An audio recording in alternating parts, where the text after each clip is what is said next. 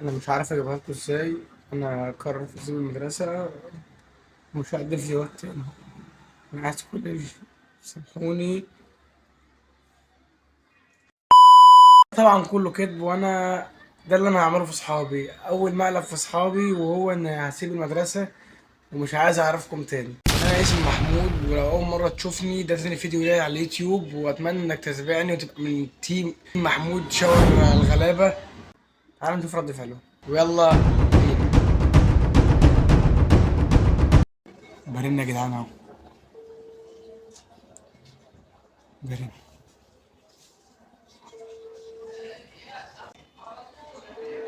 مش عارف هو بيعمل ايه ده كله. هرن تاني. الو. الو. يا محمود. يا عبد الله عامل ايه؟ الحمد لله. الحمد لله رب العالمين. بص هقول لك على موضوع كده، بس يا اسطى انا مش عايز حد يعرف يعني غيرك دلوقتي. والله. صلى على النبي. خمسة السلام.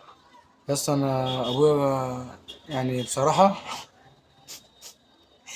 ايه يا عم؟ انا ابويا قال لي انت هتطلع من المدرسه. طب ايه؟ يا اسطى الحال، انت عارف بقى الحاله والدنيا والمصاريف. قال لي انا هطلعك من المدرسه وكده، فاهم؟ ضغط يا اسطى. يا ابني ما ابويا اللي عايز كده، هعمل ايه؟ ضغط ده. ده لسه المفروض تكمل يا ابني، انت في سنة خلاص اهو خلاص الامتحانات. كمل، ما خد الدبلوم، خد شهادة. خد شهادة الدبلوم خلص.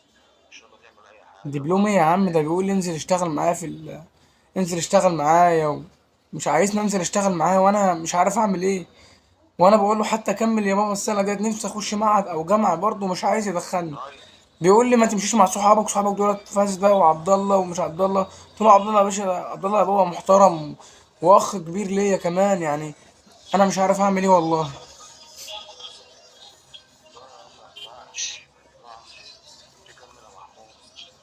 طب كل انت حاجة لازم تركز عليها يا محمود. يا عم والله انت عارف ابويا ما بيسمعش لحد، والله العظيم لو قلت له هو مش هيرضى اللي في دماغه والسبب ايه يعني. يعني؟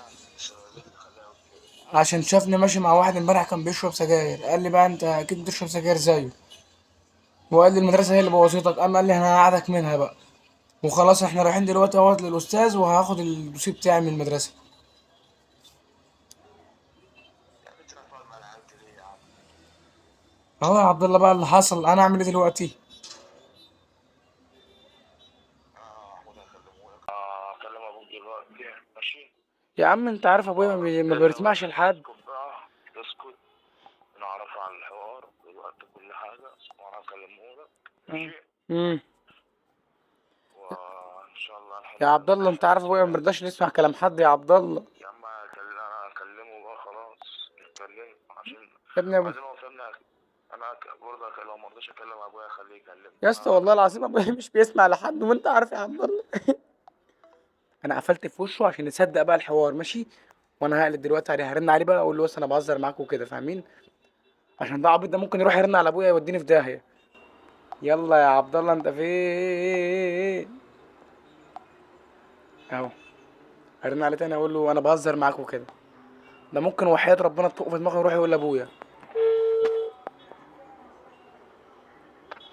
الو يا عبد يا الله. محمود. يا بهزر محمود. معاك يا اسطى. لسه انت عبيط يا اسطى. والله لسه بهزر في معاك الشغل يا معلش. اسطى. بهزر معاك، مقلب على اليوتيوب. يا عم اليوتيوب ايه وبتاع ايه يا عم؟ معلش يا اسطى حقك عليا، انا يا ابني بهزر انا معاك. كنت رايح يا ابني انا كنت رايح ارن عليه خلاص دلوقتي حالا. وانا لسه بقول دلوقتي انك ممكن تروح ترن على ابويا، مجنون والنعم حبيبي يا عبد الله. معلش يا اسطى والله. اتعب يا اسطى. نزيع. يا عم ازاي يا عم ازاي؟ معلش. معلش يا اسطى حقك يلا يا عليا. عم. في ايه يا عم؟ معلش بقى. ماشي. ماشي يا اسطى يا عم انت عايز ماشي. حاجه؟ صح. تسلم يا اسطى. قلبي يا عبد الله، مع السلامه بقى. ماشي. كده يبقى الفيديو بتاعنا خلاص تمام. ولو اتفرجت على الفيديو كامل يا ريت تعمل لايك وتحط وتشترك في القناه عشان يوصلك كل جديد. ويلا مع السلامه.